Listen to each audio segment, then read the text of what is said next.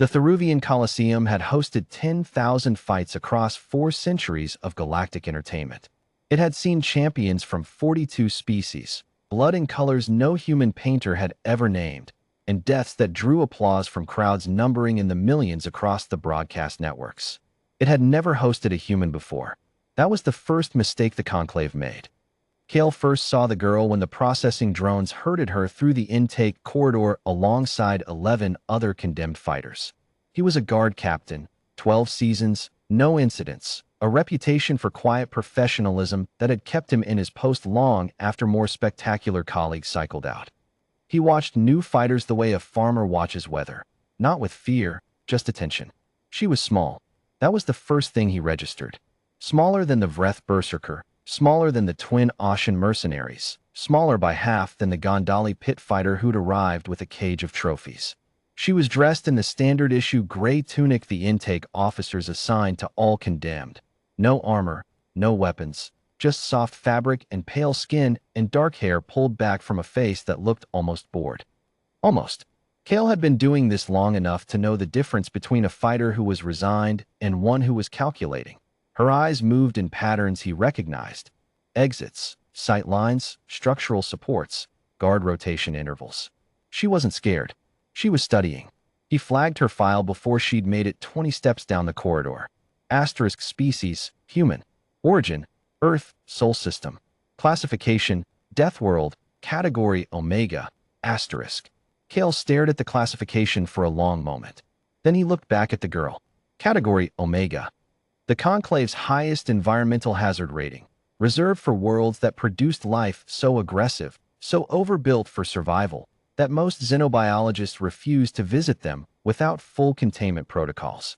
Worlds where the plants were dangerous, where the weather actively tried to kill inhabitants, where apex predators had parasites that were themselves apex predators. Earth had been classified category Omega for 600 years. In that time, humanity had gone from wood fires to faster-than-light travel. The Conclave had sentenced this girl, this small, quiet, studying girl, to the arena because she'd refused a taxation order on her cargo route. A bureaucratic dispute. A paperwork problem. Kale forwarded the file to his superior and received no response. The first round began at the third bell. Nira had spent the night in the holding cell doing the things that humans did when they were afraid and chose not to show it. She counted her heartbeats until they slowed. She ate the food they gave her, bland protein blocks that tasted like nothing, because nutrition was data and her body was a tool. She cataloged every sound that passed through the walls, the hiss of hydraulics, the distant crowd noise, the specific rhythm of guard footsteps that told her how many were on patrol and how tired they were. She had been in bad situations before. Most humans her age had. Not arena bad, granted, but the principle was the same. Assess, adapt, survive. The arena floor was packed sand over stone. She felt it the moment she stepped onto it, the compression under her feet, the way it would shift if she needed to change direction fast. Good. She trained on worse. The Vreth Berserker came at her first. The crowd expected screaming. What they got was geometry. The Vreth, 8 feet of muscle and horn and ritual scarring. A species that resolved social disputes by fighting until someone stopped moving. Charged in a straight line, the way its kind always did. Direct. Overwhelming. Designed to end things in seconds. Nira was not in the straight line by the time it arrived. She had moved through the space the Berserker intended to occupy, let its momentum carry it past her, and used the 2-second window of its recovery to strike the joint where its secondary neck met its shoulder carapace. A spot that xenobiology databases listed as a pressure vulnerability. A spot she had memorized the night before in the holding cell because she had nothing else to do, and preparation was a religion humans practiced with fanatic devotion. The Vreth went down. It would recover. She hadn't tried to kill it. She was very clear on that point. Internally, the goal was not death. The goal was elimination. There was a difference, and maintaining that difference was important to her for reasons she didn't have time to fully articulate. The second fighter was faster. The third was smarter. By the 8th, the crowd had gone quiet in a way that large crowds almost never do. Not the silence of boredom, but the silence of people who have just watched something they don't have the right framework to process. Kale watched from the guard tier. He'd seen the first 4 fights in person. After that, he'd watch the monitors because he needed the wider view to understand what he was seeing. She wasn't fighting like a brawler. She wasn't fighting like a soldier, either, though there was discipline in it. She fought like something that had grown up on a world where everything was trying to kill it and had internalized that fact so completely that violence had become a language she was simply more fluent in than her opponents. She used the environment. She used timing. She used the fact that no one expected patience in an arena, that charging, that aggression, was the arena's native grammar, and she refused to speak it. Instead, she waited, redirected, exhausted. She made the arena's geometry work for her and against her opponents. Hour 1 ended. 8 fighters were down. None of them were dead. The conclave officials in the upper box were not pleased about this. Their audience paid for spectacle. Elimination on technical points was not what the algorithm had predicted. They sent in 2 fresh fighters. The first time Kale's subordinate came to him, a young Theruvian named Vesk, for seasons in, still flinching at the hard parts of the job. The message was, the officials want the guards to enter the arena and direct the fighter toward more aggressive engagement. Kale read the message twice. Tell them the guard rotation is occupied with perimeter security, he said. Vesk hesitated. Captain, they were very specific. I know what they were. Kale looked at the monitor. Nira had just redirected a charging opponent into the arena wall using nothing but a half step and an outstretched arm.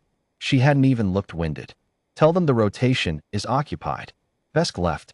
He came back 11 minutes later with a direct order, this time from the conclave overseer. Kale read it. Thought about it.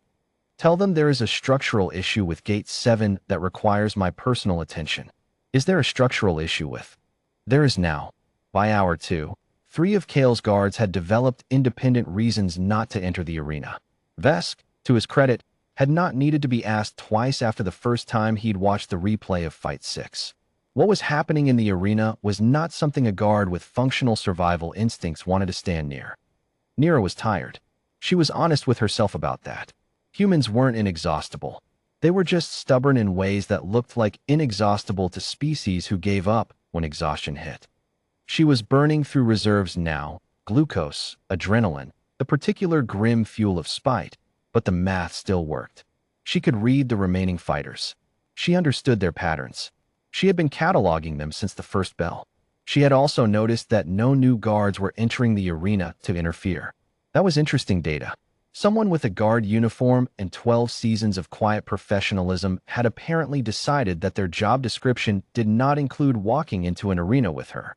She filed that away. It felt important, though she wasn't sure why yet. The second hour ended. The conclave overseer demanded an explanation. The arena floor held 1 standing figure and 10 beings in varying states of consciousness, none of them dead, arranged with a geometrical precision that several of the broadcast commentators had begun to describe, with evident discomfort, as deliberate. Kale submitted his report. Gate 7. Structural concerns. Deeply sorry for the inconvenience. The overseer summoned him personally, demanded to know why a human, a small human, a human condemned for a cargo dispute, had just eliminated 10 opponents and was showing no signs of stopping. Kale considered his answer carefully. Because she's from Earth, sir, he said. Category Omega. That's a classification, the overseer snapped. It's not an explanation. Kale thought about the way her eyes had moved in the intake corridor. The food she'd eaten methodically. The pattern of her breathing on the monitor, slow and controlled, even now. With respect, sir, he said, it is both. In the arena, Nira rolled her shoulders, breathed out, and looked at the 2 fighters still standing. She'd been cold and scared and alone in a cell the night before, and she'd dealt with it the way her people always dealt with things, by working the problem, by preparing, by refusing, on a bone-deep cellular level, to accept that the situation was beyond management. The crowd was completely silent now. She almost smiled. Hour 3, she thought. Let's see who shows up.